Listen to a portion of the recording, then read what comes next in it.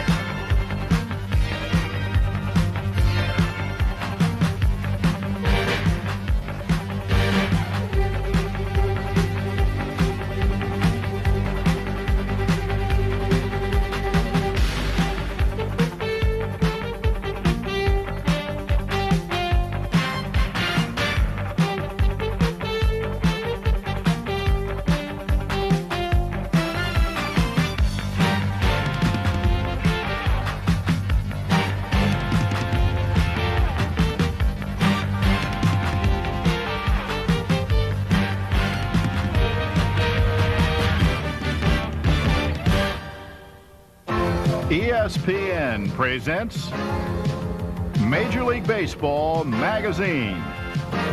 This week's cover story, a visit to Mike Schmidt's alma mater, which puts not only ball players in the major leagues. OU's not the only way to get in baseball, but we like to believe it's the best way. We'll name drop with our roving Mike in the minors. My name is Mike Berger. My Chris Berman ESPN nickname is Mike Berger and Fries, and we have a whole team of guys here ready to give you their nicknames. And we'll keep an eye on things that run afoul. And Uribe fouls it again. Mike Murphy's showing those hands while he's the clubhouse guy. This is Warner Fusel for Major League Baseball magazine.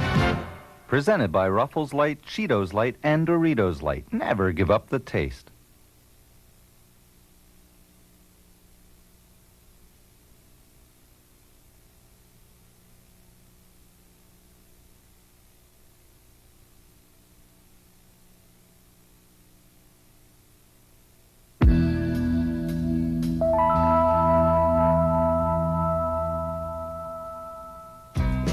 Ohio University may be known to some as Mike Schmidt's alma mater, but its sports administration program has put a host of other graduates in the major leagues.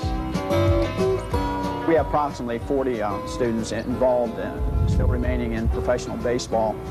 Of all the sports, I think they have that tremendous dedication to baseball. It's unbelievable. I noticed at the baseball meetings this year in Scottsdale, I think there were 10 of us upper-level management people who all were graduates of the sports administration program. OU's not the only way to get in baseball, but we like to believe it's the best way. The one-year graduate program began in 1966. It was the first of its kind, and the idea came from this man. It was really the brainchild of Walter O'Malley, who was a man obviously ahead of his time. He started the program, at least conceptually, at Columbia University in New York, and then Dr. James Mason, who he had structured the program with, left Columbia, went to Ohio University, and that's how the program moved. Obviously not a logical transition from Columbia to Athens, Ohio. And Dr. Mason began the program in the late 60s. And a lot of other people have thought it's a good idea. I think the University of Massachusetts program is excellent. But Ohio University, without question, it's easy for me to say this, but without question, is the Harvard of the sports management programs. And that makes the program attractive, so much so that hundreds are turned away. This past year, we had 193 potential students that actually completed their application process, and we interviewed face-to-face 163 of those candidates. From that pool of talented young students, we select a class of approximately 25 individuals each year. We've had lawyers who've given up their law practices. We've had dentists give up their dental practice. We've had people with PhDs. There's a lot of people that want to get into this program, and we interview a lot of people. And to try and differentiate between people, you really have to squeeze them and see what they're made out of and challenge them in the interview. They really try to put you on the spot. They really try to see if they can intimidate you. I think that they want to see what people are made of. They want to see how confident you are.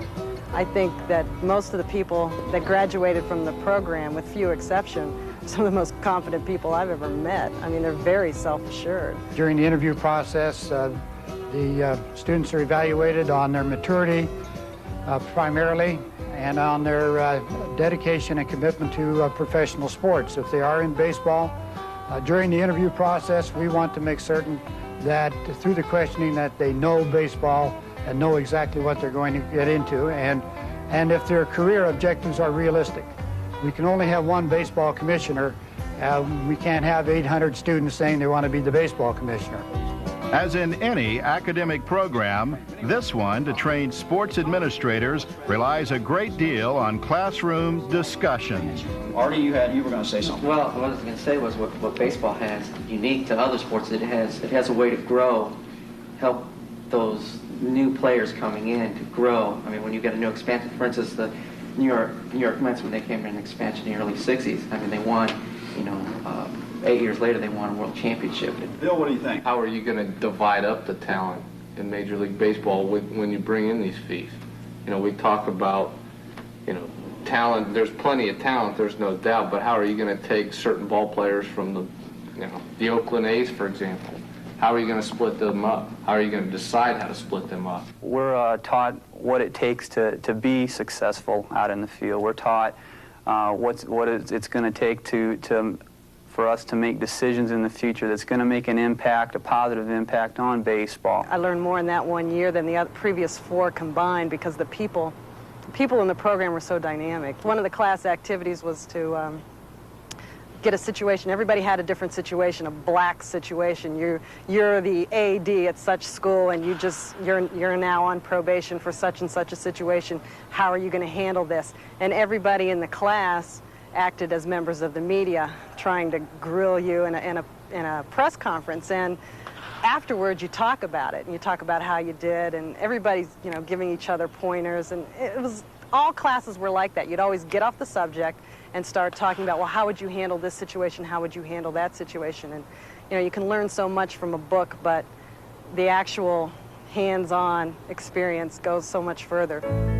This hands-on experience supplements the classroom approach, providing students with a practical method for learning the business. I've been involved with the program directly for 15 years, and every student that we've had has always been able to attain an internship. They get hands-on experience, and these people are not just flunkies or given flunky jobs or gopher jobs. They are given responsible positions. We do not send anyone out on an internship that is not paid, and we do not send anyone out that is not considered a full-time employee of the organization that they contract with. Students also gain experience on campus, putting on the now traditional Friday night at the fights.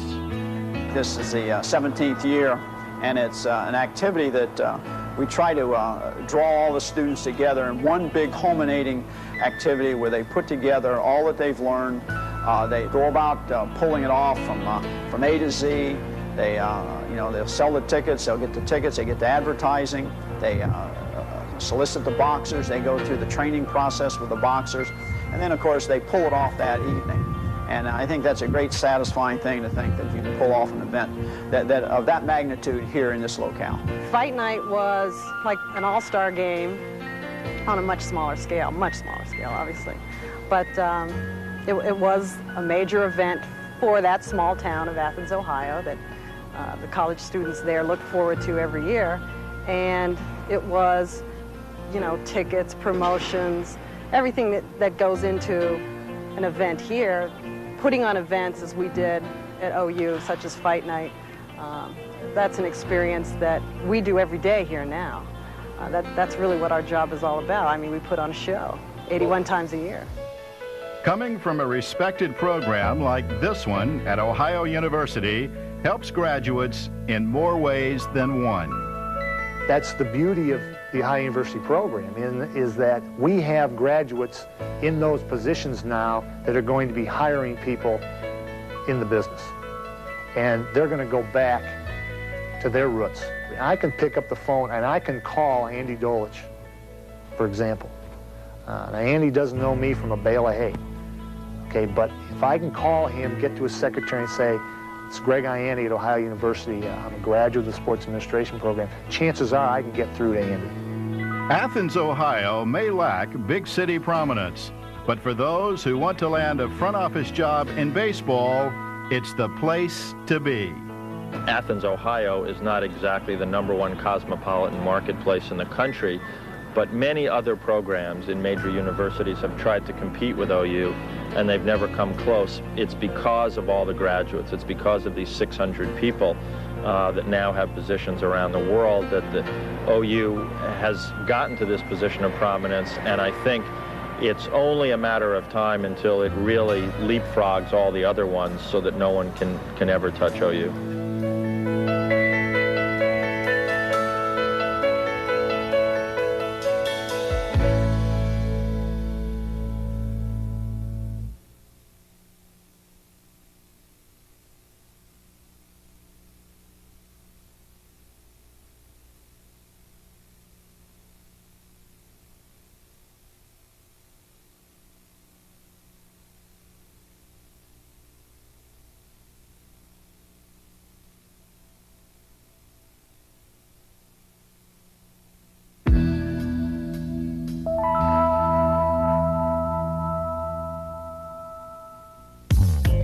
In the news, foul balls, and how catching one is oft-times harder than it seems. And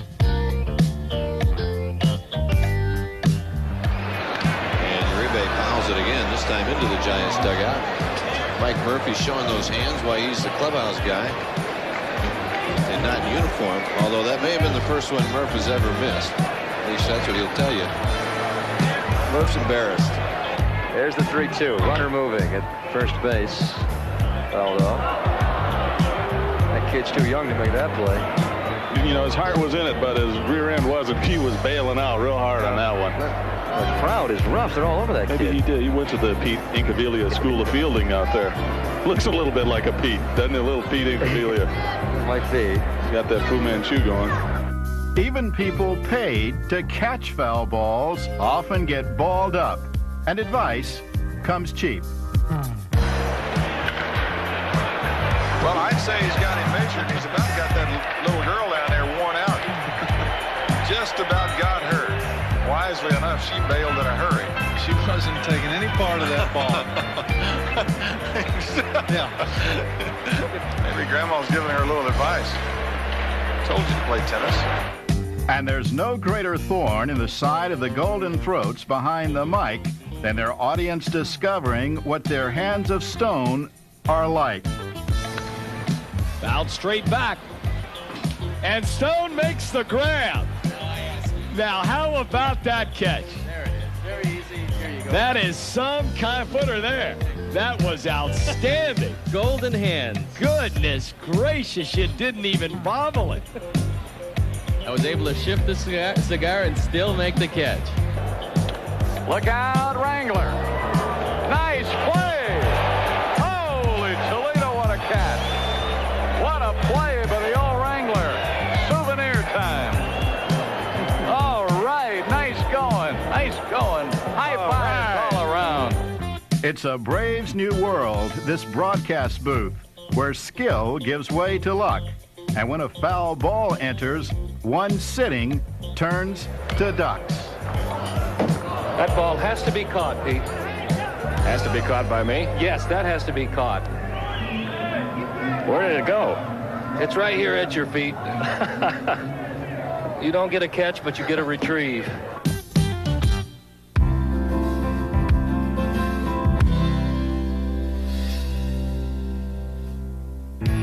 Remember catcher Mike Berger, our crack minor league correspondent? 2 years ago, he discovered Randy Johnson. Last year, he introduced the Ninja Warriors. Now in 90, here's the 89ers' Roving Mike. Thanks a lot, Warner. Hi, everybody. I'm Mike Berger coming to you from Oklahoma City here in Oklahoma City, Oklahoma. You know, we felt as a public service to Chris Berman and the fine people at ESPN that rather than have these guys get to the big leagues without a Chris Berman nickname, we felt that we'd tag ourselves with our own name so when we do get there, why, your job will be that much easier. So my name is Mike Berger. My Chris Berman ESPN nickname is Mike Berger and Fries, and we have a whole team of guys here ready to give you their nicknames. Your name, please. Hi, my name's Jack Hardy, and my Chris Berman ESPN name is Jack Party Hardy, or Don't Party at All. Okay. Next. Hi, my name is Brian House, and my Chris Berman ESPN nickname is Brian Burning Down the House. Your name, please. My name is Terry Matthews, and my Chris Berman ESPN name is Terry Matthews, Mark, Luke, and John. That's biblical. Very good. Your name, please, and your new nickname. Hi, my name's Ray Hayward, and my Chris Berman ESPN nickname is Ray Go West, my Hayward son. Okay. Next, we have a trainer here. We can't exclude the trainer when he gets to the big leagues. Your name, please? Hi, my name is Ray Ramirez, and my ESPN Chris Berman nickname is Ray Boom Boom Ramirez. Very nice. Here's a coach for the 89ers, another important cog in this ball club. Your name, please? Stan Huff, Mike. And my Chris Berman ESPN nickname is Stan Huff Times at, what's the name of that? Huff Times at Ridgemont High. Ridgemont High, Mike. Huff Times at Ridgemont High. I saw that one. Your name, please? Hi, I'm Wayne Rosenthal, and my Chris Berman ESPN name is Wayne Buy Me a Dozen Red Rosenthal. Very nice.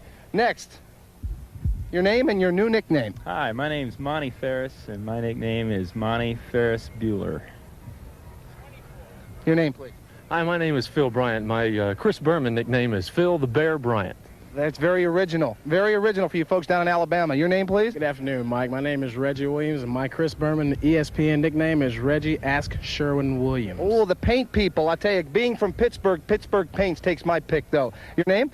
Hi, I'm Dean Palmer. My ESPN nickname is Dean Arnold Palmer. Okay, go get him and shoot a par, huh? Your name, please. Hello, my name is Jeff Bronke, and my Chris Berman's nickname is Bronchial Asthma Attack. Your name and your new Chris Berman nickname, please. Thank you, Michael. My new Chris Berman nickname, my name's Gar Malay. And my Chris Berman ESPN nickname is Gar Malay Vanilli. Thank you. Think about that one. Okay, we've saved the dynamic duo for last here.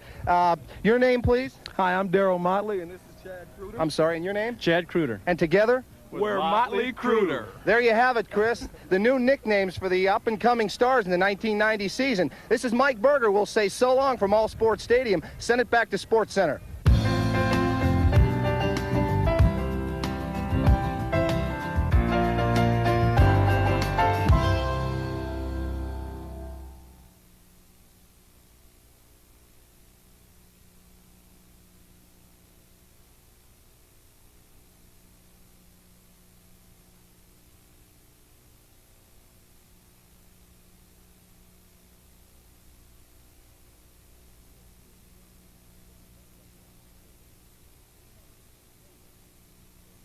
This ESPN program is presented by Budweiser, the king of beers. Remember, know when to say when.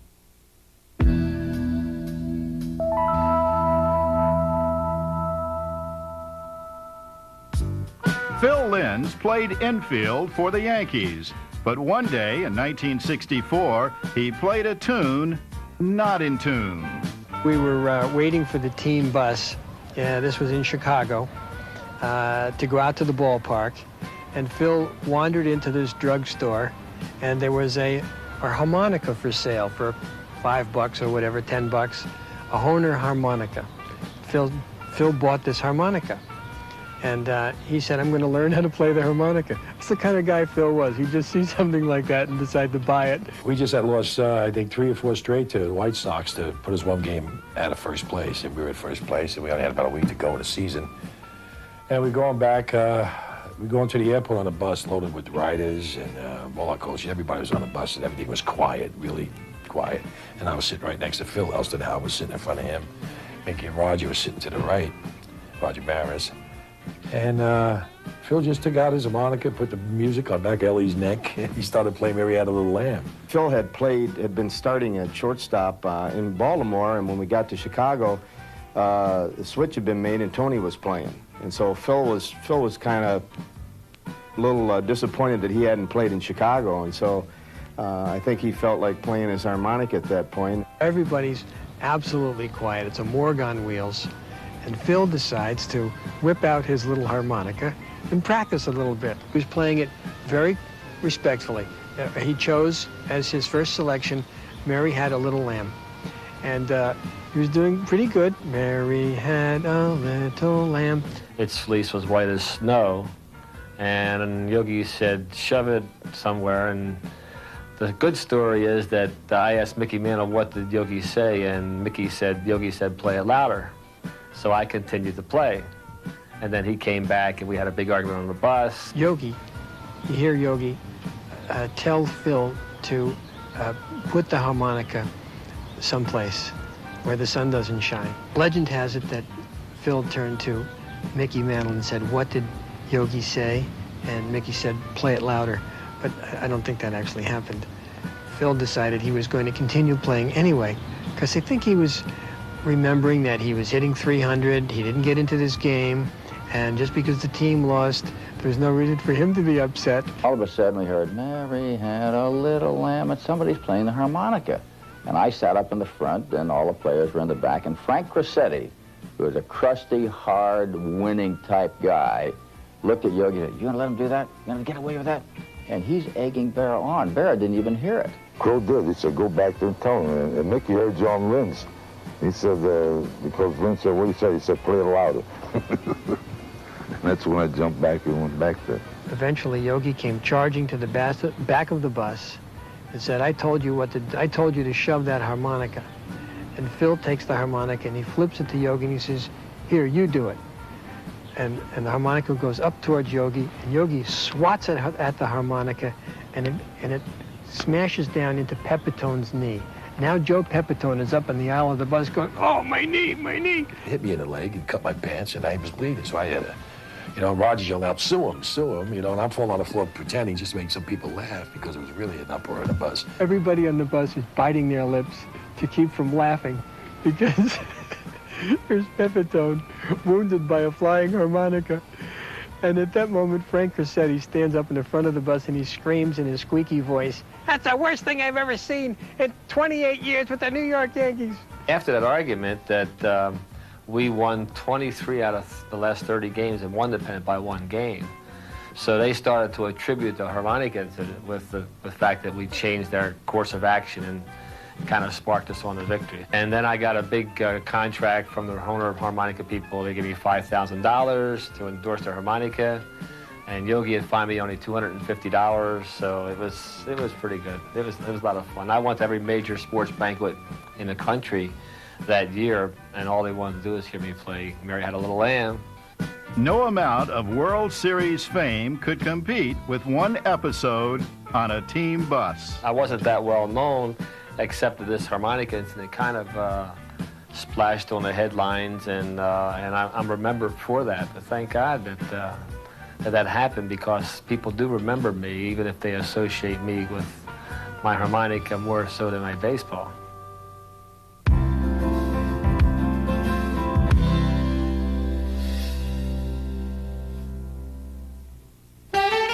Our stat of the week covers those who cover the ground around the infield with record-setting results. And it's hit hard, and Spike Olin with a great play to pick up the force play at short to end the inning. What a play by Spike Olin to keep the Mets from scoring. Good. Watch us play. Nice stop by, what a play by Sandberg. Holy cow. Ground ball up the middle. Long run for the shortstop. Cal Ripken wheels, throws, in time to retire Larry Sheets. All that defensive prowess is well and good, but take note in this week's stat that the grass is truly greener when it's not real green.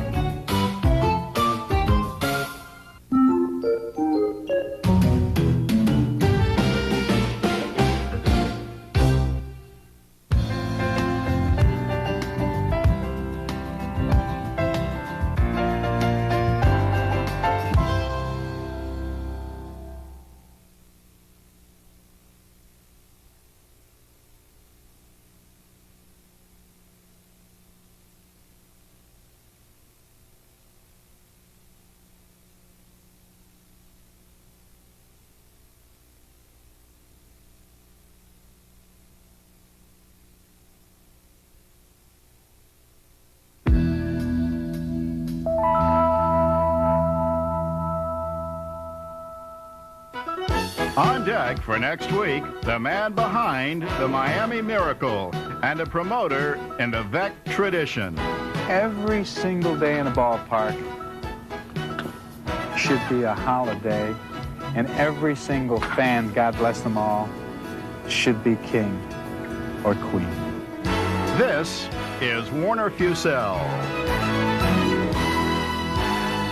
Major League Baseball magazine is presented by Ruffles Light, Cheetos Light, and Doritos Light. Never give up the taste.